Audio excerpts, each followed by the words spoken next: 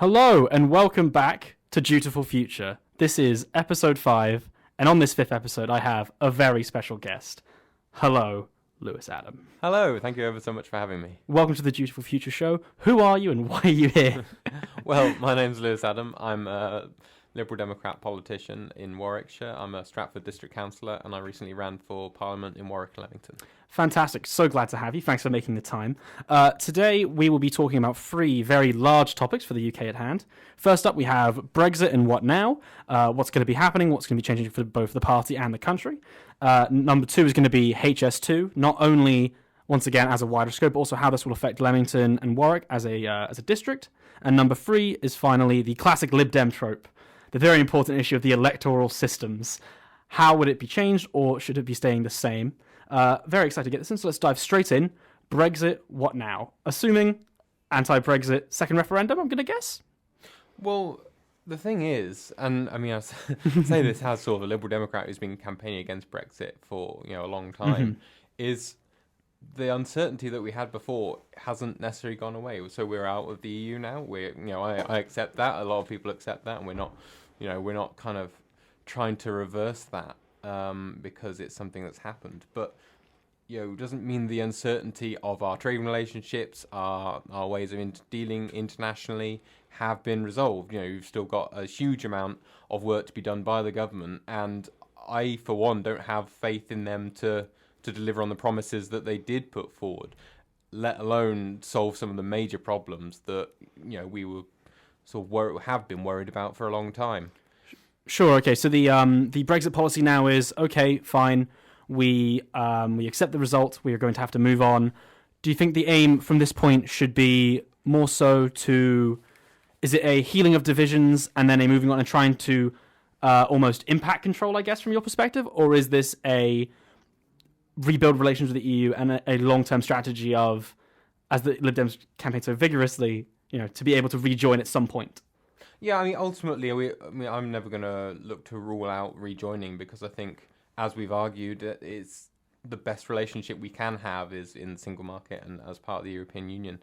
For what we need to do now and what the government has the responsibility to do is ensure that the relationship that we are forging as people as a country outside of the European Union, is that's beneficial to us as a country.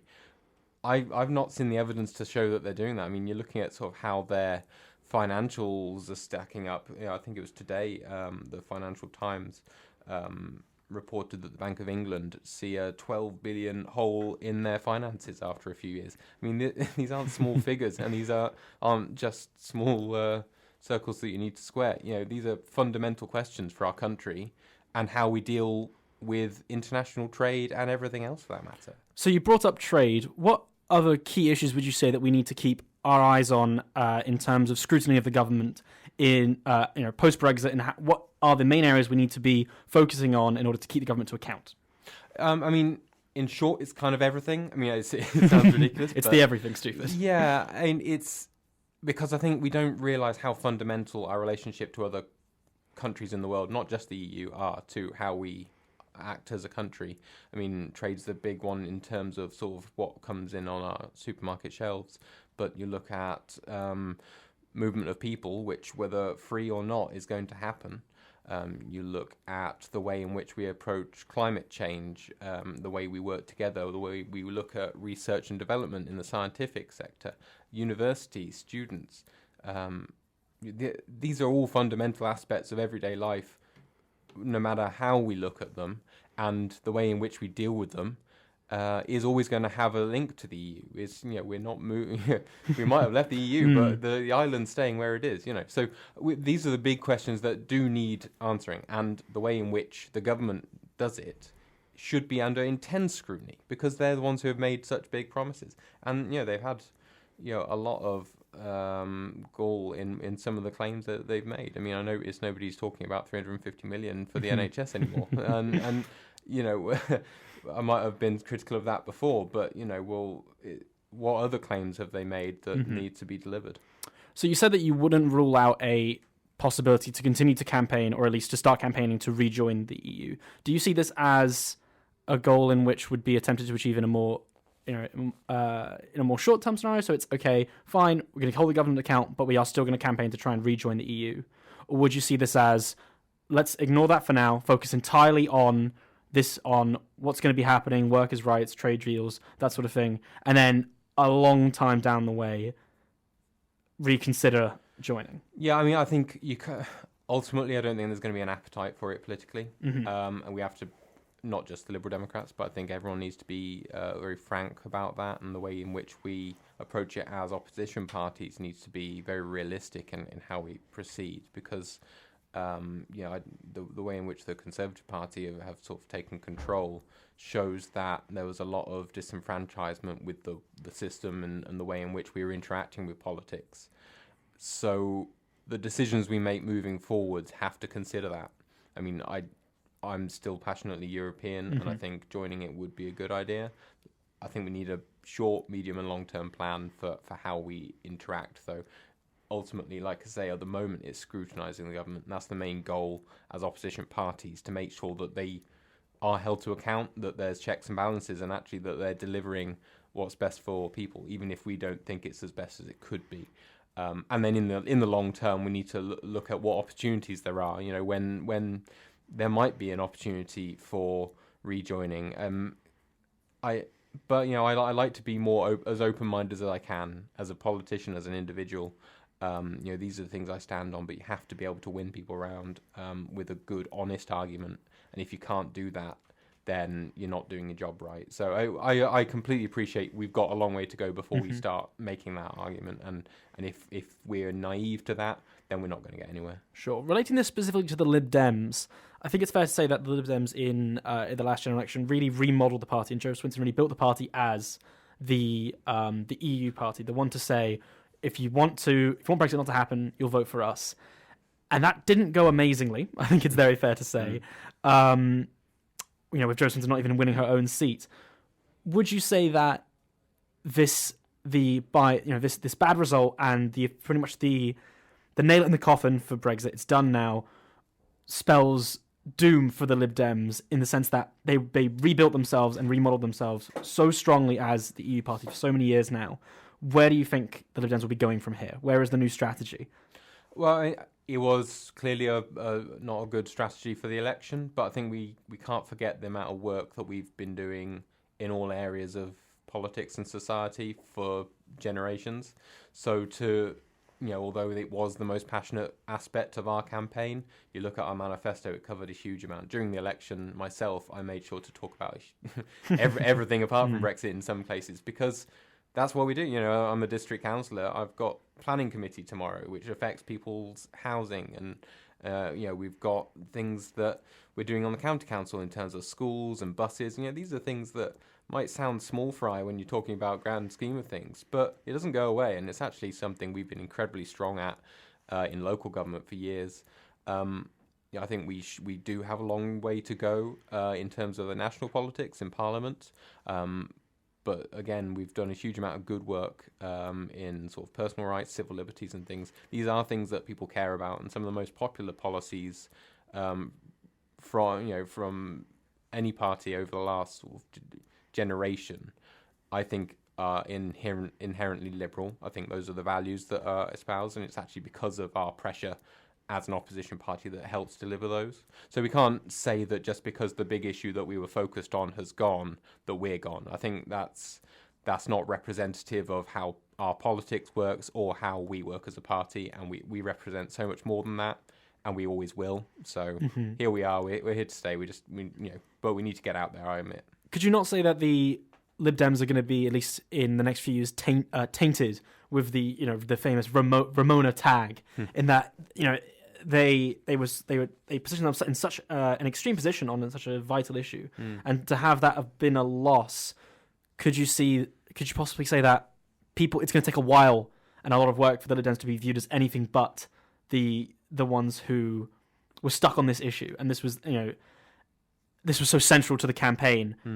How do you think, or what do you think should be done in order to try and separate from this and should become the core facets of the party?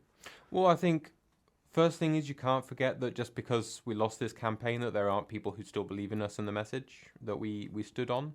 and the values that we stand for. Though I think that's really important, actually. There's values as Liberals is kind of fundamental to our message, and that's why we kind of got behind the pro-EU message, because of what that espouses.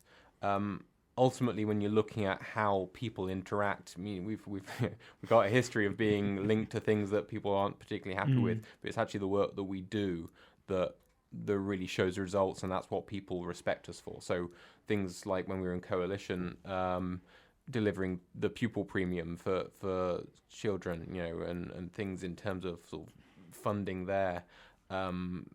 Climate change initiatives with sort of the Green Investment Bank, lots of things like that actually do make a real impact in day-to-day lives. These, you do get lumped with topics that you're sort of central around, and you can't eliminate that in no time at all. But we've got a lot to talk about that isn't just this one topic, and that's definitely what I'm telling my colleagues to talk about, because I'm still passionate European, but I've been a passionate Liberal on a lot of other things for a lot longer. So I think we do need to evaluate that as a party, but I don't think it's going to taint us in the way that it can be portrayed. And I think the breadth of our values really goes to show that that's possible. Do you think that one of the main reasons that the Lib Dems strongly aligned themselves with that sort of EU message, beyond ideology and beliefs, was the need for a very grand and bold strategy, almost a Hail Mary of sorts, to try and break through this two-party system and actually make a governmental force rather than a third party, in a sense? So would you say that beyond just saying the good things that have been done, such as the examples in the coalition, there needs to be something which really differentiates the Lib Dems from the other two parties, considering they are the centre ground of sorts? Well, to be honest, I think it was sort of an issue that was thrust upon us. I always say that we shouldn't have had the referendum in 2016 because it was so divisive. It was completely ill thought out in how to deliver it, and it caused this huge schism across the country. We went with the side that we were most passionate and believed the most in, and we're not going to apologise for that. But it's not the thing that we always found defined us. And actually, the fact that it came up and has since sort of gone into a new phase shows that we've got a different role, nationally, locally, whatever it might be. And again, local government has always got that. National government's always got that. So that's our focus. That's my focus, at least. Very interesting. Okay. So what would you say is the main thing that will differentiate the Lib Dems in the upcoming elections, considering that Brexit was the main one? At this one, I think it's fair to say. What do you think will be the new plan, or what would you make the plan in order to say, all right, ignore the two big parties. Here's why you should vote for the Lib Dems. Here's why we're different. Yeah, I mean, I think you look at the other two parties and how they've been pushed out in terms of their own ideologies. I think that shows that people are really just gnawing at the bit for something different. Because, I mean, the Labour Party are more left now than in the 70s, and some of the extremes that are coming out in terms of policy from the Conservative Party are worrying as well on the right. I don't think they're all entirely like that. I know a lot of politicians on both sides who are a lot more moderate, but the parties themselves and their policies, their manifestos don't espouse that, and that's the worrying thing. So the thing that I find liberalism has always done is provide a bit more balance. I say we're not sitting in the middle, we balance each side, and that's about delivering good social values, but be able to pay for it, something I don't think either of the other main parties do. And again, it's about doing that as close to people as possible. That's why I talk about local government. That's why I'm in local government, is to make sure that that's something that is perceived and actually delivered on. The whole working for you thing, working all year round thing. These aren't lies. These are what we do as local politicians, and actually that's got a lot more value that gets credit for in the news, and it's actually what people see on their doorstep. Again, I've got casework. I talk to sort of people, residents in my ward, and it's like they see that I'm their representative, and I'm doing my job representing them. If they don't see the other parties doing it, which at least where I am, you don't. You start to lose faith in them, and actually start to see the benefits of people like the Liberal Democrats. So perhaps the main driving force of the Lib Dems won't be some sort of grand overarching strategy, but much more a grassroots movement Oh, definitely. To try and build up trust in a slow manner. It's always been our strength, and it's again, we've always had a good local base, and you look at what happened this May. I mean, we sort of focus on big things like the general election that just came and went, but in Warwick district, we did fantastically in the local district elections, and likewise in the European elections afterwards.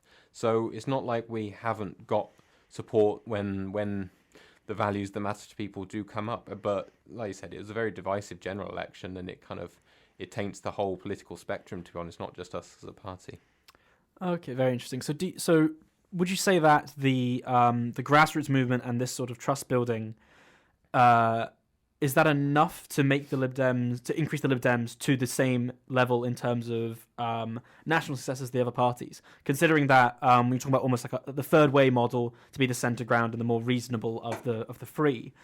Would you not say that's been the Lib Dems' message for a long time now, and it hasn't led to the breakout and the dismantling of the dominance of the two parties? So would you not say that in order for this party to really make a difference nationally, there's needed to be some sort of change in approach? Well, I think there's two things there. The first is something we'll talk about later, which is electoral reform. Oh. I think we need a fairer electoral system. Some lovely foreshadowing there. Well, I do what I can. No, we need a fairer electoral system. I think that's the one thing that has come out of the recent sort of bluster of politics that's kind of wearing people down, is how they don't feel represented, or they feel they have to vote one way but they don't want to vote that way, all these sort of things. So I think that's something that it would help us, but it would help politics. It would help put faith in politics. You look at the sort of vote share versus number of seats. We got over 1 million more votes this general election, and yet our seat count went down. So it shows there's a disconnect there.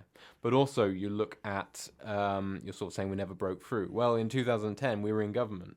And it might be forgotten because, of how it gets painted by whoever's telling the story. But again, we did a huge amount of good by winning a huge number of seats and delivering on what we tried to instill. And I know that not all of that was popular, but I think what we're not used to, at least in this country, is more progressive, more balanced forms of government. I mean, you look at continental Europe, other places around the world, and actually coalition government's a very regular, typical form of governance, and in my opinion, a very good one, because it allows you to essentially put opposition within government.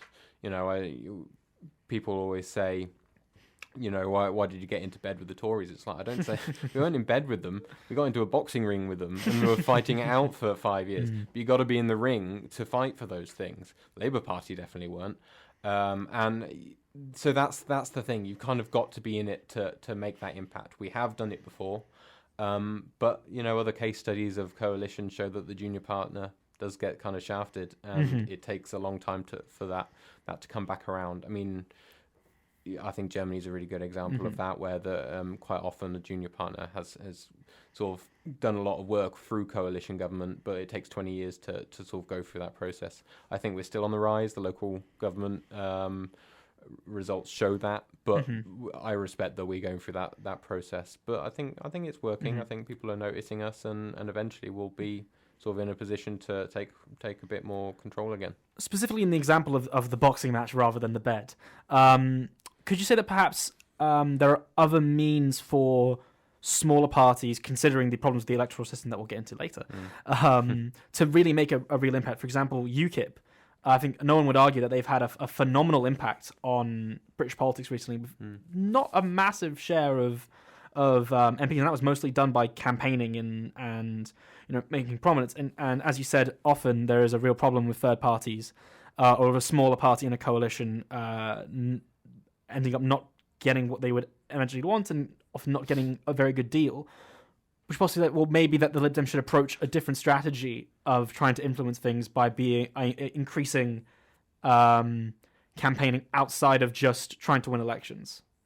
Yeah, I mean it's fair, and I think that speaks to a lot of what a lot of campaigners do. Because I mean, the amount of pressure groups, the amount of charity work, the amount of essentially lobbyists, the amount of work that they do, and the influence they have can't be sniffed at, because it does change things.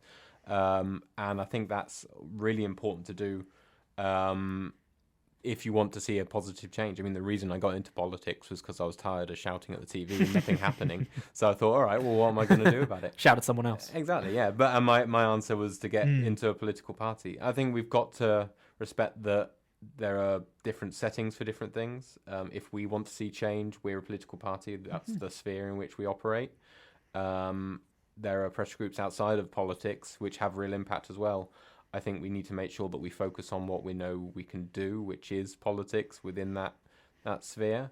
But yeah, you can't be naive to the fact that there's things outside of that and the major impact that they can have. UKIP being a prime one. I mean, they were kind of the odd in between because it kind of went out. They weren't politically successful, and yet they were, majorly impactful on the direction of the country.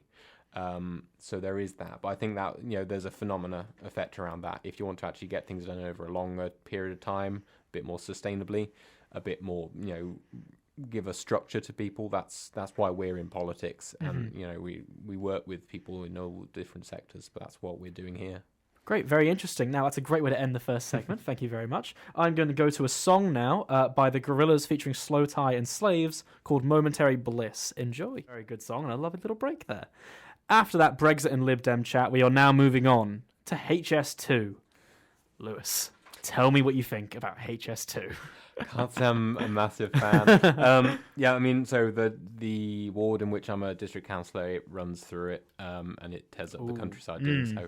So it's not like it's not close to my heart. But at the same time, I mean, when I first came to it, I didn't realise that's where it went. I was living in Leamington at the time. And, I made sure that I came to it as objectively as I could. I thought, okay, pros and cons, what are the benefits of this? And, first thing is, fine, we need infrastructure. We need to sort of be able to do that to generate the economy, all these things. But I just don't feel this is the right way to do it. And then I realised where it was going. I realised the major impact it was having to local people, the appalling way in which they're doing business in some cases, and sort of being completely unrespectful of their land and rights. And I've kind of just slowly but surely been more and more against it, and been trying to fight for essentially the people who aren't being represented. So you touched on it there, but what will be the main impacts for people in your constituency? Is it a constituency? I guess? District, ward. Sure. Yeah. For your district and for Warwick and Leamington as a whole, what will be the main positives and negatives, if there are any positives, I guess, from your perspective? Well, it's funny. I mean, so the first thing I think of when I go into this now is people sort of say, okay, so HS2, you can get to London 20 minutes quicker. Not that many people say, HS2, you can get from London to Birmingham 20 minutes quicker. There's the talk about Midlands investment, the benefit it'll do for this region. I just can't see that argument having longevity. I think I'm in the construction industry, outside of the politics, and obviously the work that comes to contractors and engineers like myself is great for their local, for their individual economies. But when you actually look at how sustainable that is for a region, for the country over the long period of time, I don't think the numbers add up. I think the investment that might go in early won't actually pay off. You look at how you have the Olympic villages, they get built up, you have a huge event, and then people realise that they're not going to use them, or it's too expensive to use them. That's my major fear. I mean, it's a simplistic sort of way of looking at it, because I think the thing about HS2 is it's such a broad-ranging scheme. It's trying to go from London to the north, but it has to go through the Midlands to get there, which means Midlands investment. Yeah, it's not as cut and dry as just saying, put money here. In your comparison to the Olympic Village, do you think it's an appropriate model to apply? Because obviously the idea of extreme spending, which brings initial job benefit, but will that carry on in the long term, is apt. Would you not say that? Do you not think it's a little bit speculative to say that, once HS2 is done, that's it, it's now useless? Well, so maybe Olympic Village isn't the best one, but how about Concord? It's sure, there's plenty of. We've kind of got this.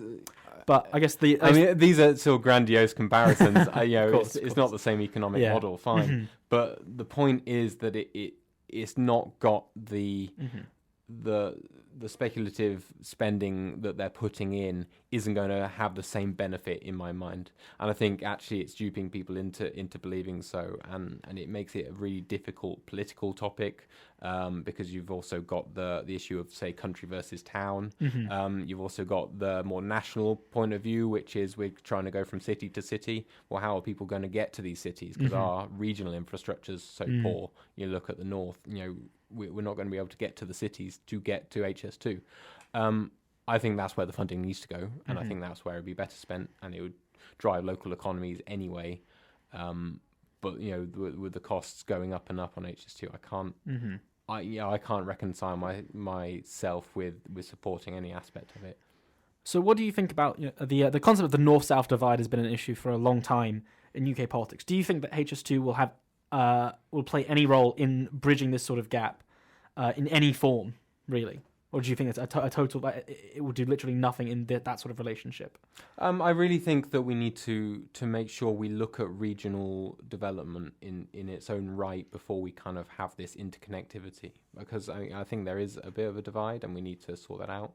And it's not just north-south. The Midlands has its own base, what do we call it, the engine and all this thing. But and that doesn't get respected. But I don't think it's just as fundamental as geography. I think that, at least in that sort of geography, I think you do need to look at, say, what the countryside does versus what the city and town does. How these economies work, how these aspects of our society work for individuals.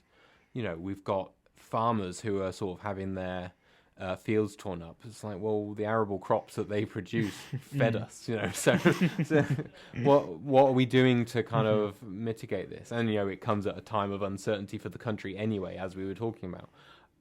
I think if we're trying to address things like north-south divide, one railway is not going to solve it. We need to do a lot more work, and we need to be a lot more thought out about it. So you could say that perhaps the concept of the north-south divide is a little bit antiquated, and it's more about regional versus urban in a sense. You talked about the issue of getting to access to have HS2. I think I'm not saying there's no divide, but I think if we simplify it to that and ignore the fact that there are other aspects, other dynamics, then we're not going to have a very representative model to base our policy decisions on. And from my experience as I stood for Parliament in a urban constituency, but I'm a local councillor in a rural one. You can see the difference, and the fact that people don't necessarily understand the difference between them. And that's a problem. Especially when talking about something which is having such a major impact across the country. Would you say that, for example, we talked about earlier the initial benefits in the Midlands about the initial creation of HS2.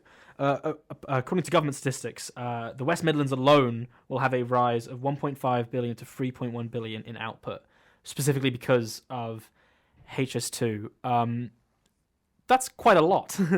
Would you say that this number is that not specifically significant? Will HS2 not be able to counterbalance that? You could make some sort of almost a small government argument, which is to say, well, even if HS2 costs loads, at least there are benefits going to people in regions which have been typically underfunded. And even though parties like Labour and maybe the Lib Dems would say that it's better off to have more direct funding of these places, this is simply a conservative means, in a sense. Well, yeah, I suppose first thing I should say is I think there's only one or two political parties who object to it, and as a national policy, and Lib Dems aren't one of them, but we do base things on evidence in terms of policy. And another major aspect of how we make our decisions as politicians in the Lib Dems is about localism and about having that impact as close to people as possible. I think there will be economic investment. There will be things going on from that which stimulate growth. My issue is that there is no holistic view, that there's no way of kind of having that actually impact people outside of the bubble in which it operates. If we don't have that, honestly, I worry about the northern infrastructure essentially, and I'm disappointed in northern MPs who think it's going to do a lot. Not disappointed in them. I'm just disappointed in the arguments that are trying to put pressure on them to support it. When I just don't think that's the way that it'll actually affect the economy. I don't think it's going to affect individuals in the same way. And I think there's better ways to invest, the country's money. So what would you say to someone who would argue that austerity's been a big issue for a while? Most parties have been campaigning for a long time to say, we need to at least reduce it, if not, change the policy entirely. Would you not say to someone that HS2 is simply, okay, you all wanted the end of austerity, here's our spending, this is how we're going to do it, it's both practical and helps people in a sense, and this is our way of gradually leaving this sort of this austerity and cutting policy? Yeah, I mean, austerity is the sort of the big one because we kind of need to remember the circumstances in which we went into it. There was a global recession, and that affected, so many aspects of the economy. And so it's not just about saying, let's invest in one thing and it will solve other things. We need to look at the reasons behind that. We're also, a decade on. The way in which we interact with other countries is changing. It has changed. And actually, I think that sort of investment in that major infrastructure isn't going to see the benefits that it could have when it was conceived. I don't knock them for coming up with the idea. I just think the implementation's been poor. Sure. The way it's been costed has been poor. The way in which they've kind of gone about trying to interact with the places that it goes through has been poor. And that's the thing that's the real issue. Is it's not just about chucking money at a problem. It's about working out how best to use that money.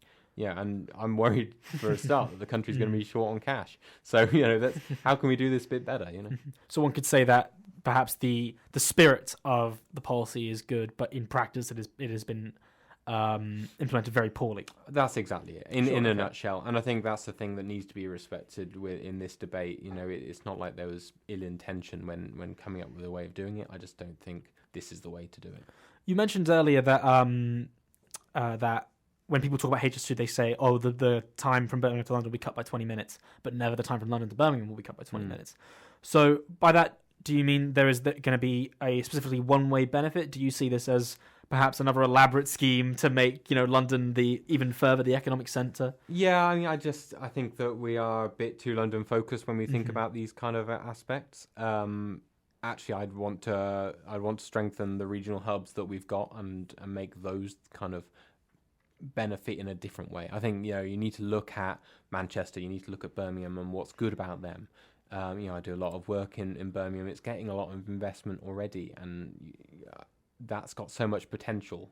But if we just start ferrying people down to the southeast, it's going to have a regional economy which booms, and it's going to leave the rest of the country out. And that's the worry. I think that we've kind of got this position of trying to boost places that need it and that can do really well. And if we don't focus that in the right way, it's going to be wasted and going to actually be to the detriment of the regions. What would you say to the point that what HS2 will do is make commuting from areas around Birmingham and this sort of areas to London a viable option? So bringing London wages up into the north and or the Midlands, and therefore being able to revitalise local economies. Well, I mean, again, I think the first thing is interconnectivity of, say, public transport. Where I live, which is, say, half an hour south of Coventry, it would take me longer to drive to a station to get to Birmingham to get down to London. That's just one example. You look at a lot of areas around and it's the same case. I just don't think there's a practical way of getting people to it, to use it, to see that benefit. So that's the first aspect. In terms of wages, it's more about boosting the aspects of the local economies that are already sort of seeing benefit. You've got the car industry in the Midlands. That doesn't need movement of people up from London. It needs people who live here and work here to have those jobs available for them. So that's a more global economic aspect that we need to get right. So again, just ferrying people up and down from the down to the southeast isn't that way to do it. It's much bigger than that, and it's the local areas who are going to be losing out as a result. Okay, so moving on to the environmental aspect, a lot of what people have been bringing up in terms of HS2 is its environmental cost. Building through areas of land which would normally be protected or considered green. What would you say about? There's been a study which was released, which said that the environmental benefit of HS2 could actually be, relatively great in terms of public transport, and in terms of by reducing, driving in this aspect, in terms of emissions, it could, in the long run, actually be a better solution in a sense. So the first thing I'd say is there's a bit of a fallacy around how the way in which that's worked out is calculated. High-speed trains that are going at the speed HS2 is designed for have 8 times the carbon emissions than trains that run, say, at the current speeds as we'd expect. That can't be sniffed at as a running cost. That's much more carbon impact, and that has to be considered. But on top of that, we're driving this infrastructure through places which are essentially carbon stores. Near where I live, there's Covington Wood, where there's the encampment, which I've been out to. I've spoken to them. I completely support. And, it's an ancient woodland, which is not just a wonderful place to sort of walk and enjoy as a part of the natural countryside. It's holding on to, the carbon dioxide that we've sort of been producing. It's, it's an aspect of our environment which is helping the planet. Earthworks is one of the most carbon intensive aspects of the construction industry, and there's such a huge amount of earthworks required in building a railway. I mean, they're tunnelling under an area of the tunnel entrance just where I represent. That in and of itself is a huge expense in terms of carbon output, and I think that won't be outweighed by running it a different amount to regular trains. And there's a miscalculation there, and I don't buy that argument. Sure. Fantastic. Well then, we are now going to have to go to another break. The next song we will be listening to is by Madison Beer, and it's called Good in Goodbye. Enjoy. Future show. And we are now going to be moving on to electoral systems. What would we change? What wouldn't we change? And what needs to happen? As a Lib Dem, I'm sure you have a lot of problems with our current electoral system, feeling a little bit cheated. You brought up the fact earlier that, voter share for Lib Dems increased, but seats decreased. What would you identify as the major problems with the system as we currently have it? So the system as we've got it is designed around 2 parties. You might have noticed there are more than 2 parties. I hadn't. Yeah, I mean, in some places like the US, it's a bit more cut and dry. Although there are other parties that they don't have the cut through, so it kind of it perpetuates even that more ignored. Yeah, here it's pretty clear that there's other aspects that sort of play into it, and as we mentioned earlier, there's a ideological shift away from the centre, and a lot of people feel unrepresented by the 2 parties that do have the vote, greatest vote share. Actually, you need to look at a system that seeks to represent people more fairly, and make sure that has flexibility. I think that's the thing. It doesn't have to be so rigid as we've had it. This isn't Conservatives and the Whigs anymore. It's kind of we've moved on a step, and I think we need to have our system take account of that as well. And actually, you look around the world, you look in this country, what we had in the European elections. PR works, and it can work incredibly effectively, and you actually get really good representation for that. It's just about implementing it, and there's flexibility in what options you go for. I don't see why we, in this age, have to be stuck with something which is, frankly, medieval. So could you say that we've gone over the negatives, but perhaps in order to iron out how PR could be implemented, it's best to look on what some of the positives are. So would you consider the concept of constituencies having a local representative who they can view as their say and their specific representative as something which is an important thing? So, you could say, for example, in a PR election, there wouldn't be this sort of direct relationship between your area and a representative who you can go and say, oh, this is happening, I don't like this, please vote this way. I mean, personally, I think, representative democracy that we've got is not a bad model. It's just about how we get our representative to represent us. We've got the Commons and the Lords as it is. They are well established and have proven to be an effective way of conducting political business effectively. But if we feel that in the elections we have to be forced into one way to not get what we don't want, instead of actually feeling the ability to make a choice based on what we sort of feel represents us the most, then we're not going to be able to say we made that decision in a fair system. I think that's the thing that we need to change most of all. It's not sort of shifting everything, sort of knocking down the Westminster. It's about making it a better system in its current form.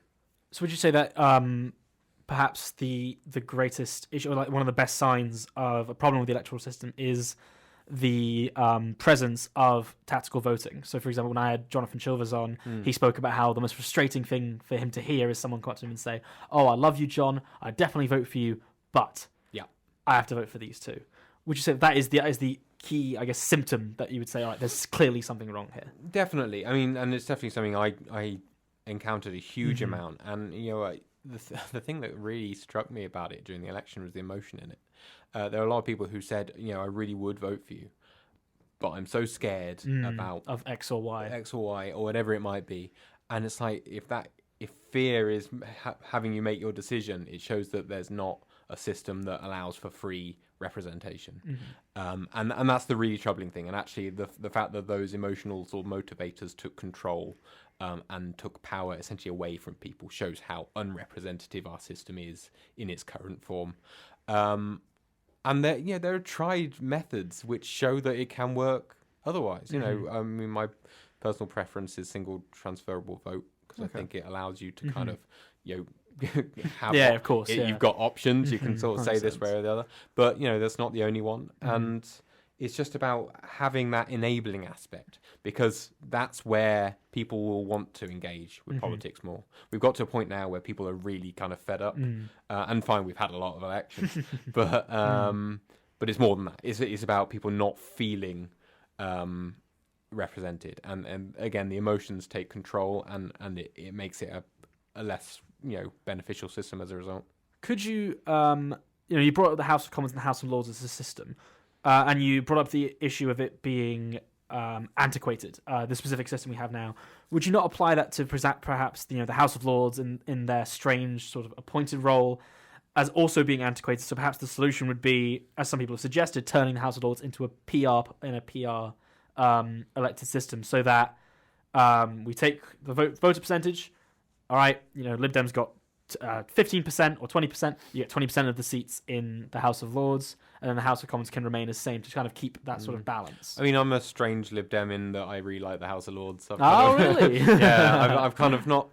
It's an odd one, and I don't bring it up very often. But no, I think it's kind of a really interesting phenomena of our politics, and I think actually the way in which they kind of go about scrutinising what happens in the Commons just seems like slightly more objective and less political, and I think that works. It's not perfect, I'll admit, but I think what we do need to look at is how that is representative, because again, they are representing us, and we need to make sure that that's kind of respected by the system. I mean, the House of Lords in particular, there are elected peers, but the only elected peers are hereditary peers. So just saying it out loud sounds ridiculous. So how are we meant to sort of understand it when we're going to the ballot box? So I think I'm fine. We don't vote on it, but that's the thing. We just need to be able to show that there is representation, and I think that's an important aspect. So we spoke a lot in the first segment about the need for accountability of the government, but would you not say that one of the best ways to do this, and one of the best ways to improve the voice of third parties in this accountability protest, rather than just having PMQs, Corbyn versus whoever, or whoever, would be to give the House of Lords more legitimacy by making them an actual democratically elected party, system? Yeah, I mean, potentially. I mean, it's one of those things where there are so many options, and finding out which one's got more favour than the others is kind of part of the problem of why it's not happened. That's not kind of my main focus in terms of electoral reform, because I think there needs to be better interaction. I think we need to make it more about how people interact with politics than just how the system works behind the scenes. And that's the first job that we need to sort out. if that's something that does happen down the line, then I'll make up my mind about it. But at the moment, we've got a fundamental problem when we go to vote. That's the first point of order that we need to sort out. So right now, you would say you are acknowledging, or I guess exposing the problem, but the specific solution would come after, once there is an agreement, at least in some form. Well, I mean, I just think there's a couple of different aspects when you can't conflate the two. And ultimately, we need to look at how people interact with politicians and the political system as it is. How that system then operates is a separate aspect. I think both need to be representative and both need to have their checks and their balances. But if we start to lump it all into one, it becomes too big an issue to debate and to get people to make decisions on, and then you don't get anywhere, especially when it's kind of weighted against you anyway because of the invested interests of the main parties who could see it happen. You really need to act carefully to make sure that your argument cuts through and does what it needs to. So would you say that if tomorrow or by the next general election, the electoral system was changed to whichever system you prefer, would you see that as the best way or enough for the Lib Dems to break through or even another party to break the two-party system? Is it only electoral system, or would it require changes internally and how the party operates, or how they act, or how they advertise themselves? How the Liberal Democrats operate? Yeah, sure. I mean, partially, I think we've got to understand that it isn't a two-party system. We just kind of get funneled in that direction. So that's kind of an aspect that we're already contending with. In terms of our party, fine, we got knocked down a bit this time around, despite the vote increase and all these things. This again sort of antiquated way of looking at it. But it's say 5 years until the next general election. There's a long way to go and a huge amount to be decided in British politics and global politics. Not to mention the fact that we've got local elections. All these things that people don't necessarily focus on when they're watching the news at night, but actually do affect them. That's why I keep shouting about local government. And so I know it's not kind of the most interesting, sexy aspect of politics, but I think it does matter, and people respect that. Of course, even if it's a low vote share turnout. Well then, this has been fantastic. Thank you so much for coming on, Lewis. I have your Twitter written down in front of me. Please, everyone, follow Lewis WM Adam on Twitter.